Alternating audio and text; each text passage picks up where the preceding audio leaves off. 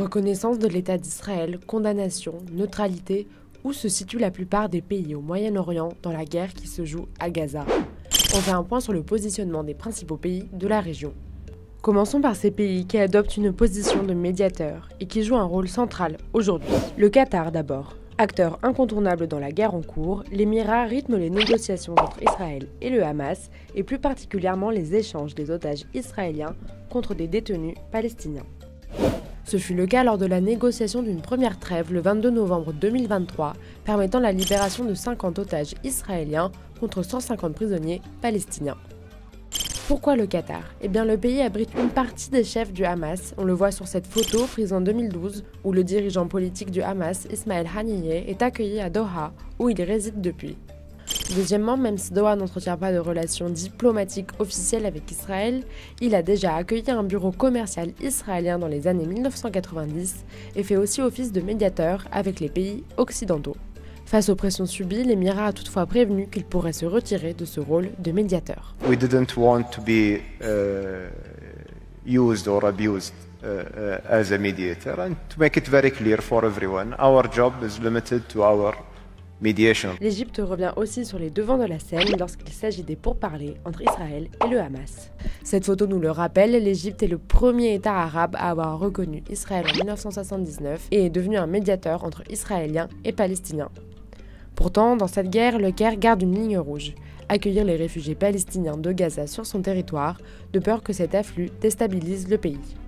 Aujourd'hui, le principal checkpoint, Rafah, se situe à la frontière gazaoui et égyptienne, un point stratégique pris pour cible par des bombardements israéliens fin mai qui ont entraîné la mort d'un garde-frontière égyptien le 27 mai.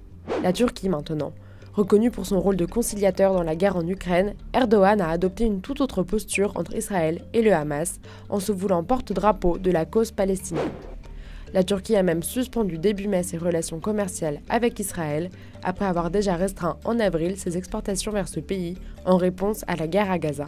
Uluslararası Adalet Divanı'nın saldırıları durdurma çağrısının ardından gerçekleşen bu katliam, terör devletinin kanlı ve kalleş yüzünü bir kez daha ifşa etmiştir.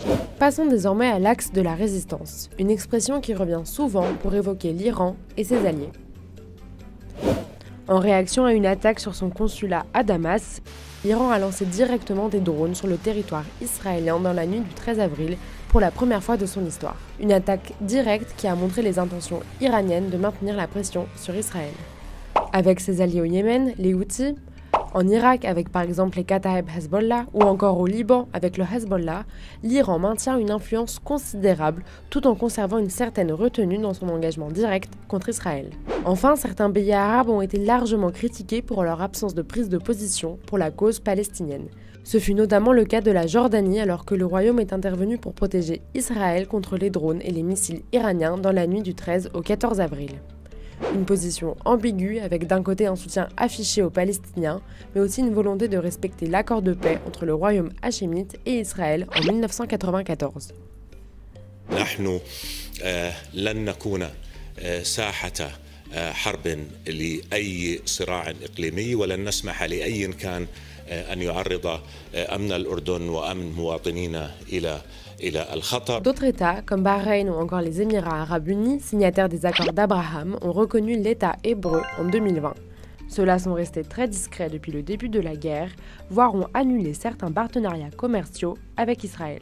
C'est le cas de Bahreïn. De son côté, l'Arabie saoudite a réitéré son intention de relancer les négociations pour une normalisation des relations diplomatiques avec Tel Aviv, sous l'égide des États-Unis. But then, in order to move forward with normalization, two things will be required. Calm in Gaza and a credible pathway to a Palestinian state. La monarchie pétrolière a salué la semaine dernière la décision de la Norvège, l'Irlande et l'Espagne de reconnaître l'État palestinien.